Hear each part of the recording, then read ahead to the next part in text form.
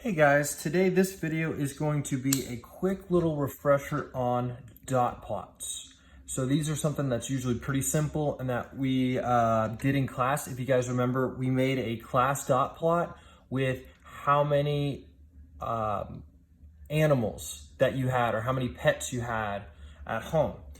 And so this is what the graph is going to look like. It's going to be your normal graph. So on the x-axis, we're going to have the number of assignments. I'm just going to be counting up by one. So 1, 2, 3, 4, 5, 6, 7, whatever. And then this is the number of students on the x-axis. So we're going to say that this is my class right here.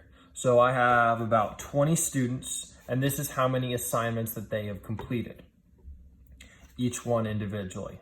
So first thing I got to do is I got to go and make the dot plot. So right over here, so my students I have one student that finished one assignment. So number of assignments, I'm gonna put a dot right here at the number 1. I have a student that has completed 4 assignments. Put a dot right there on the 4. I have one that has completed 5 and one that has completed 6. So as you can see, I've knocked out this first row. I'm gonna go ahead and cross it off.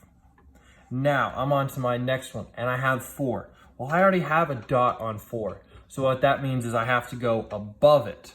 So now I have 2 students that have completed 4 assignments.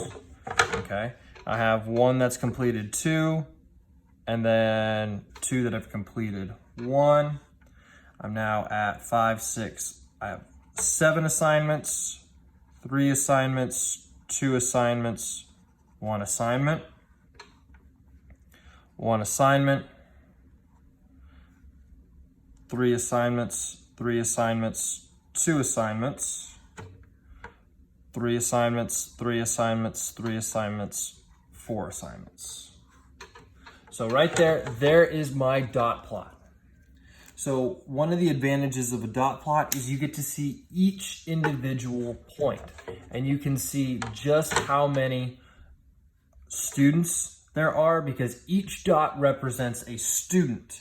And down here, this is what represents how many assignments they have completed. So 1, 2, 3, 4, 5, 6, and 7. So however, where your dot is, that is the number of assignments, and then how many dots is the number of students. Now, as a quick refresher, usually from dot plots, the 2 easiest things they're gonna ask you to find are going to be the mode and the range, because that's what this is very good at telling. So remember, the mode is which one happens the most often. That's not asking what is the most number of assignments a student has completed. It's asking what is the most common number of assignments done. And we can find the mode by just finding which one is the tallest.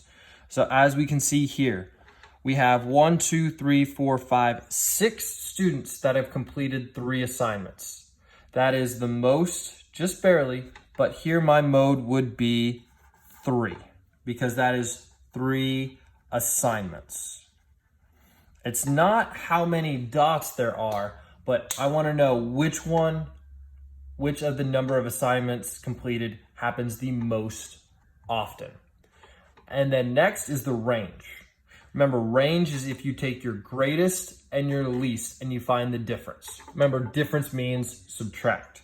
So on this one, it doesn't matter how many dots. My biggest number or my most assignments completed is 7. Over here, my fewest assignments completed is 1. So 7 minus 1, I have a range of 6 assignments. Another thing we can do with dot plots, if you wanted to, you can always turn them in quickly into bar graphs, because all you have to do is go and make bars, and then if you want, you can fill them in. And as you can see, it's a very similar thing. You just have dots instead of bars. And I kind of like the dot plots because it's a little bit easier to see.